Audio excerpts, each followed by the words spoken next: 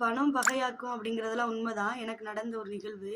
என்ன அப்படின்னா, இப்போ நாங்க வாங்குற சம்பளம் வந்து என் குடும்பத்த ஓட்டுறதுக்கே சரியா இருக்கும். நல்லா ரொம்ப வருஷம் தெரிஞ்சவங்க, சொந்தக்காரங்க, ஊர்க்காரங்க அப்படிங்கிற முறையில வந்துட்டு, எனக்கு ஒரு கஷ்டம், பணம் குடு அப்படின்ற மாரி கேட்குறாங்க. நம்மகிட்ட இல்ல, அடுத்தவங்ககிட்ட தான் வாங்கி குடுக்குறோம் அப்படிங்கிற விஷயமும் அவங்களுக்கு தெரியும். இன்ன தேதியில குடுக்கணும் அப்படிங்கிற விஷயமுமே தெரியும். ஆனா ஃபோன் பண்ணா ஒரே ஸ்விட்ச் ஆஃப்.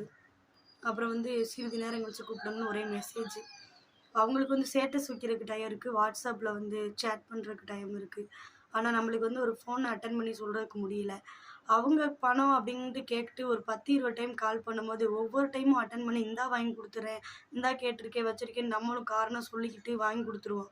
ஆனா, நம்ம சைடு இருந்து பணம்லாம் வாங்குனது பிறகு நம்ம கூப்பிட்டோம்னா, ஒரு ஃபோன கூட எடுத்து, இல்ல என்கிட்ட வந்து சம்பளம் போடல, இல்ல எதனாலும் ஒரு பதில வந்து சொல்றதே கிடையாது. அ எப்பவுமே ஒருத்தவங்கள்ட்ட நம்ம ரூவா வாங்கிட்டோம்னா, பணம் இல்லன்னு சொல்லுங்க தயவுசெய்து.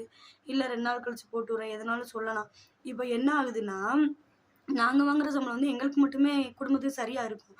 அவங்க கட்டாததுனால, அந்த தேதிப்படி நம்ம கட்ட வேண்டியதா இருக்கு. அப்படிங்கிறப்ப என்ன வருது? இது உனக்கு தேவையான்னு சொல்லி நம்ம வீட்ல வந்து சண்டைகள் வரும்.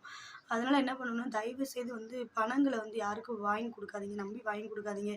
இதுக்கு நான் பொறுப்பு அப்படின்ற முறையில யாருக்குமே வாங்கி குடுக்காதீங்க. இது உண்மையா பொய்யான்னு சொல்லிட்டு சொல்லுங்க. உங்களுக்கு எத்தன பேருக்கு இந்த மாரி நடந்திருக்குன்னு சொல்லிட்டு மறக்காம கமெண்ட் பண்ணுங்க.